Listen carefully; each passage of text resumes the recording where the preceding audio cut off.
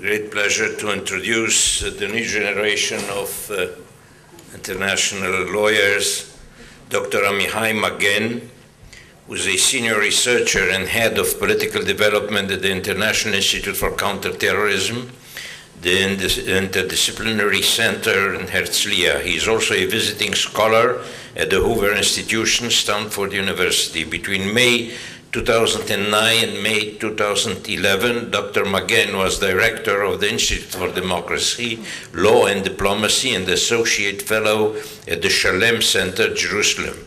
Between 2005 and 2010, Dr. Magen was a lecturer on law at the Stanford Law School and a fellow at the Center on Democracy, the Development and the Rule of Law, Freeman Spogling Institute, Stanford University. In 2008, he became the first Israeli to receive the prestigious National Fellow Award at the Hoover Institution at Stanford University.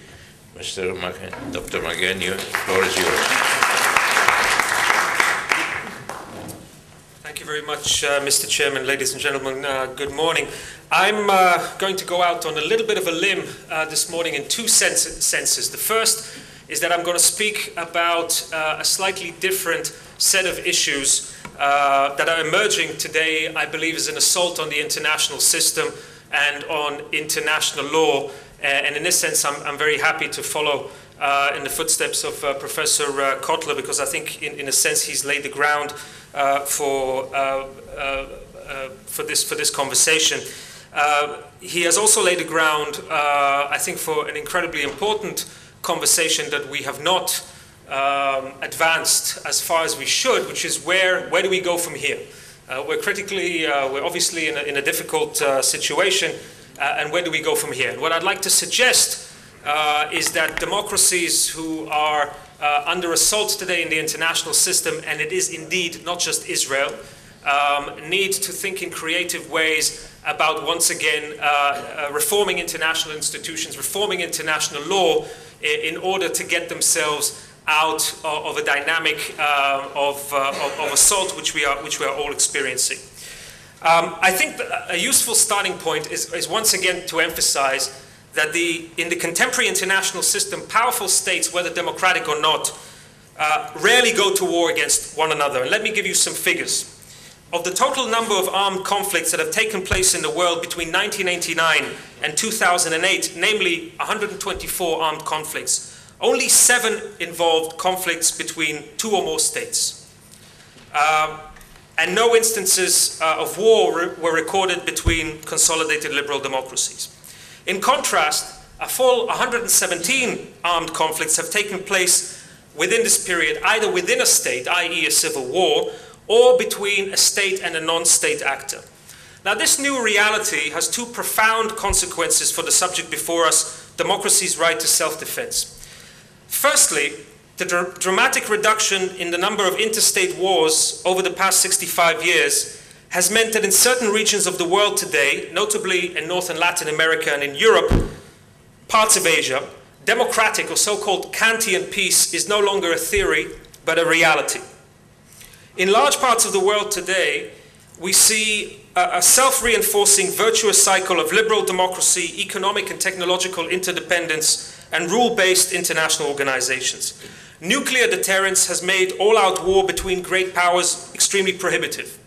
The global spread of democracy from 40 democracies, or only 27% of the world's total in 1974, to 123 electoral democracies, or 63% today, and the continued expansion of the liberal international order under Pax Americana means that in substantial parts of the world today, not only is war absent, but the very memory of war. Indeed, the memory of death by deliberate organized violence is fast receding into oblivion. In Europe and Latin America in particular, 2 large regions which, with considerable clout at the UN and in other international venues, experience of large-scale enmity has all but disappeared. And since where you sit is where you stand, many in Europe and Latin America have come to believe that diplomacy and multilateralism are always the solution to conflict. And that the use of force, therefore, even in self-defense, is essentially never justified.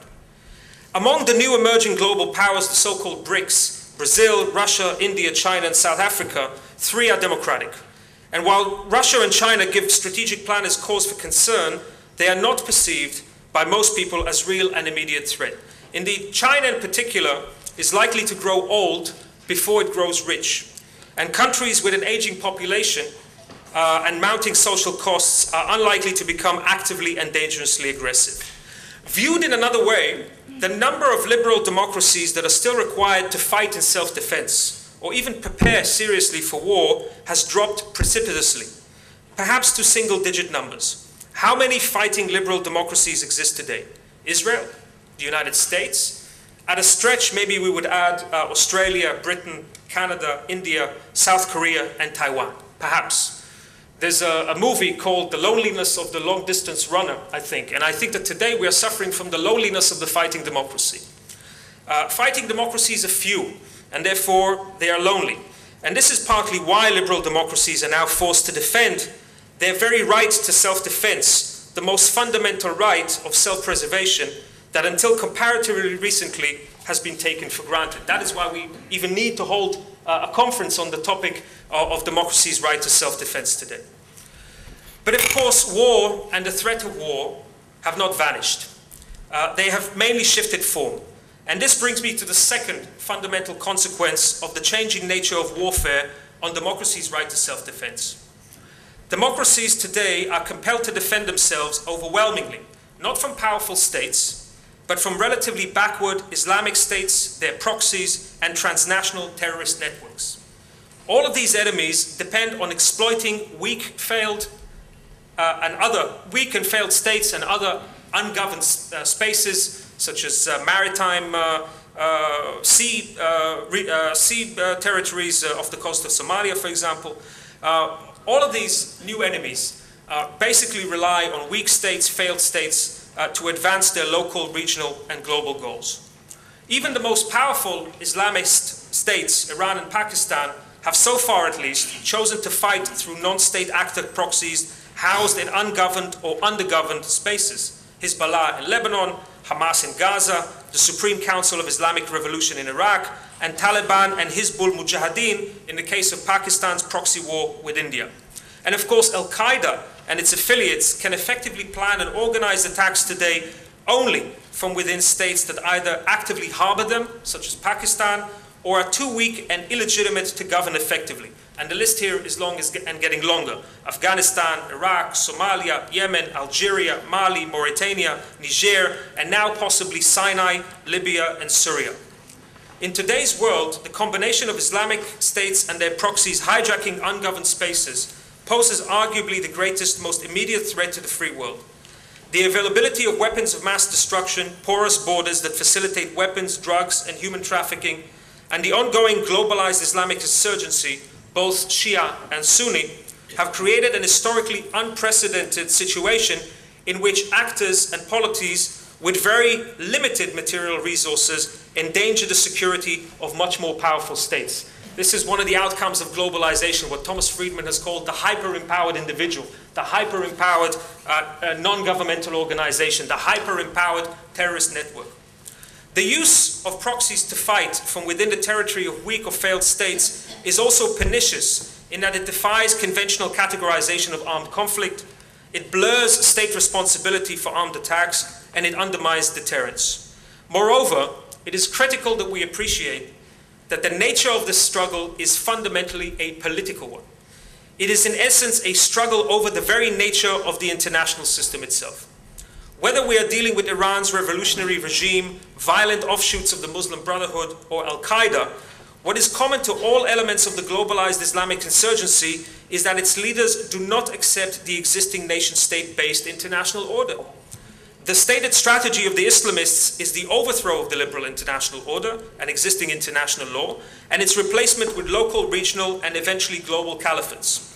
The taking over of ungoverned and undergoverned spaces represents a realization of this vision. Like nature, the international system abhors a vacuum, and wherever effective statehood recedes or collapses, we can expect jihadi non-state actors backed by anti-Western Islamic states to attempt subversion and control, Just as wherever Western leadership recedes in international organizations, we can expect anti-Western states to try to attempt subversion and control. Now, Israel's situation in this context is especially serious and, I would argue, is deteriorating rapidly. Whereas in the past, we were threatened primarily by the conventional armies of nationalist Arab regimes, Israel's strategic environment today is increasingly characterized by the proliferation of terrorist territories hijacked by jihadi non-state actors, Lebanon, Gaza, and increasingly, I would say, Sinai, failed or failing states, Iraq, Somalia, Sudan, Yemen, and now possibly Syria and Libya, and weak Arab regimes, Jordan, and most worryingly, Egypt.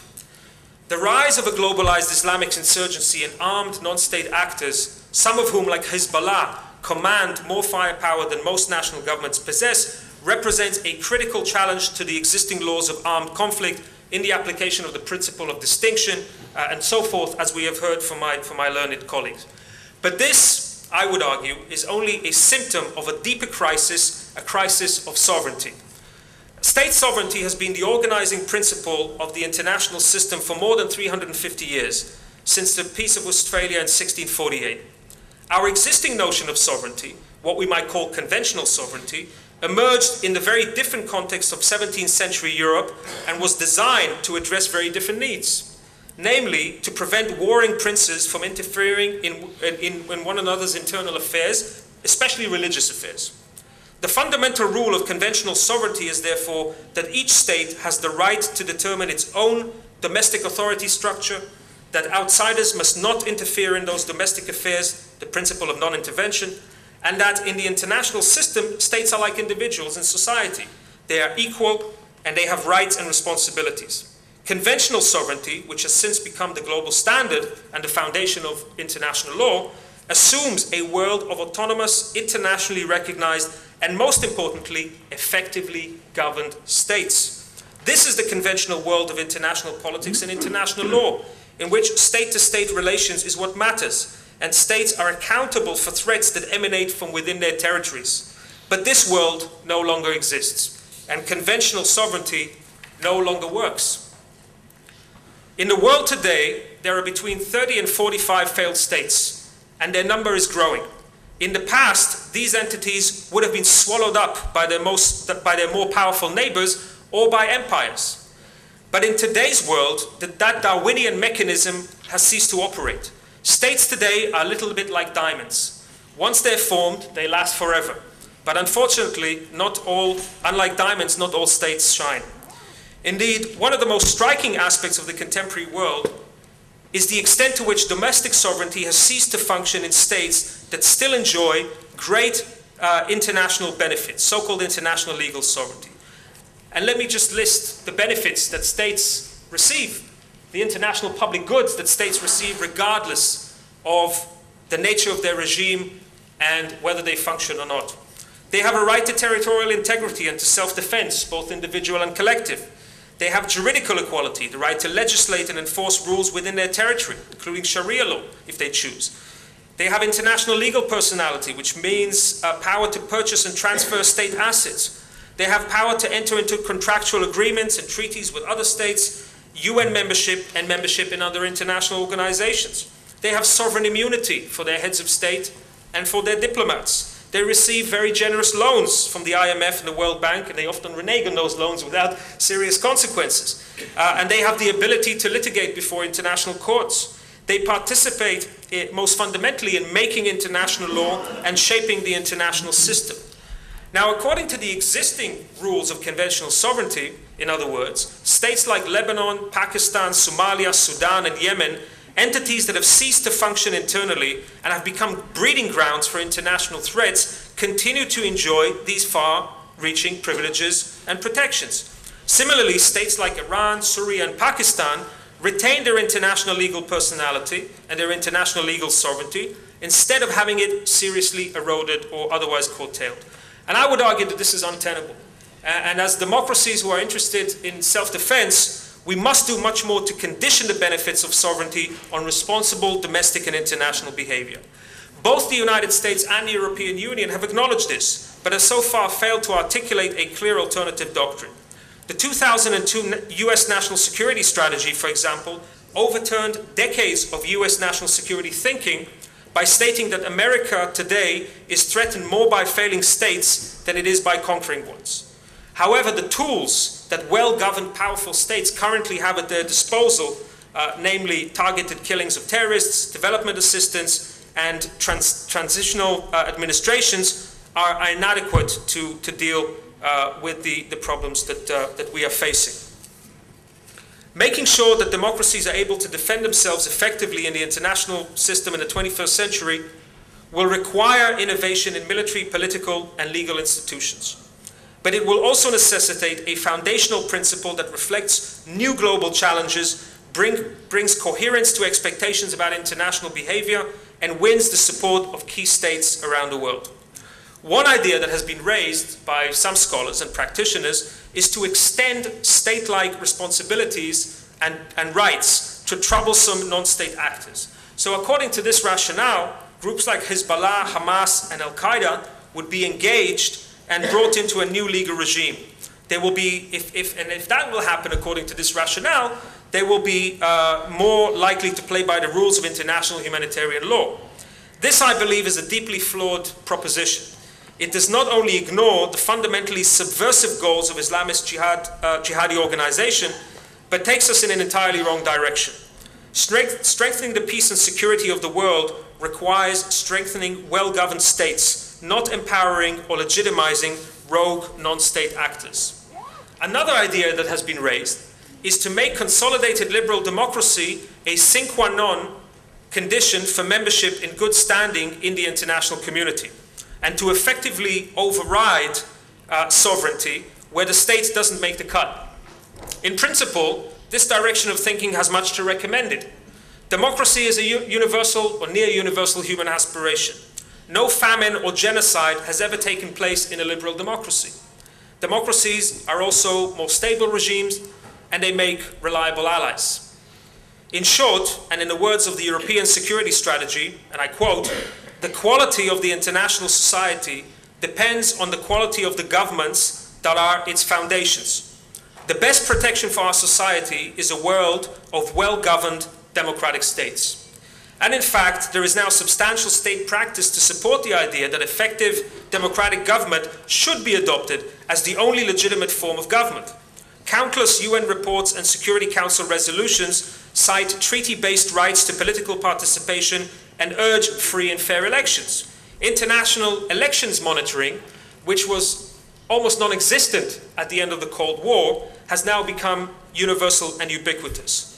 Membership in the European Union, in the Council of Europe, and the OSCE is open only to liberal democracies, and since 1997, members of the Organization of American States, the OAS, are legally required to suspend a member state whose government takes power through undemocratic means.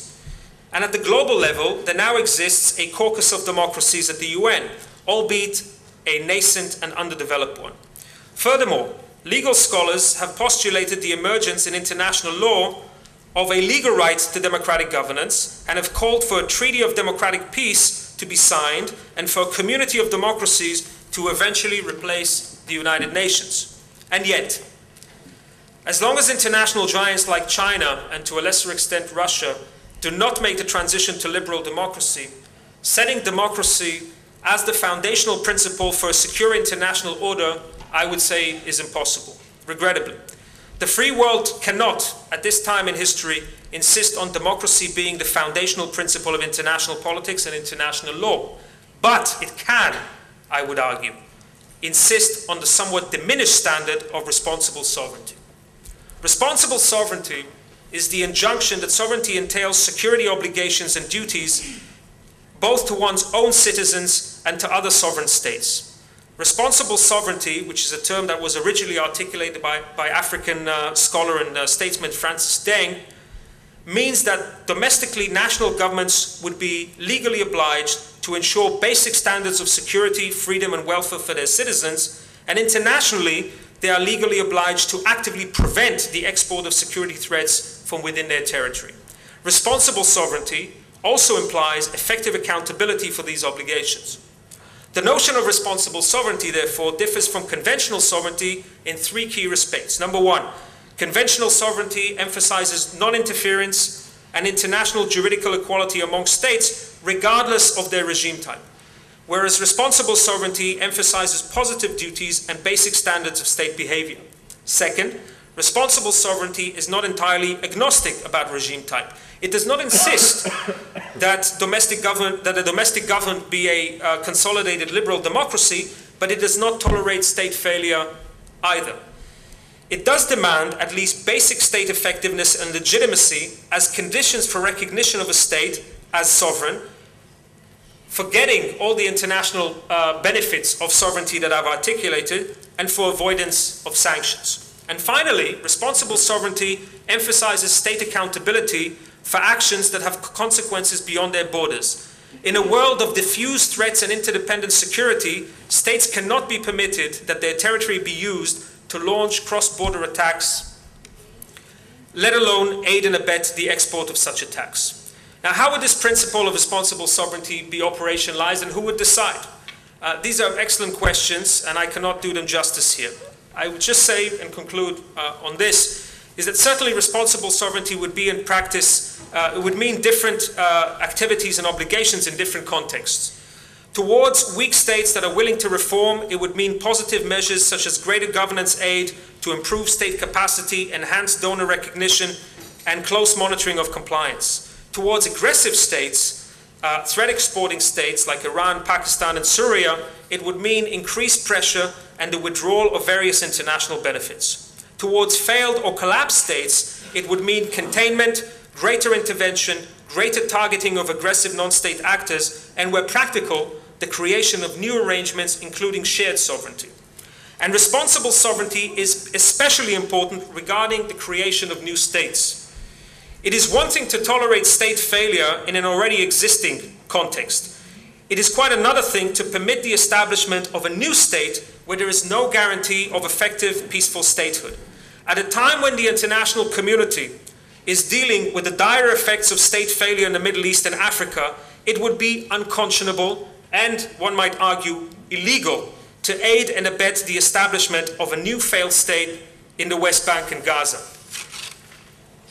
Like the rules of conventional sovereignty, the rules of responsible sovereignty will develop over time through treaties and state practice. Like conventional sovereignty, it is likely that the principle of responsible sovereignty will be violated from time to time.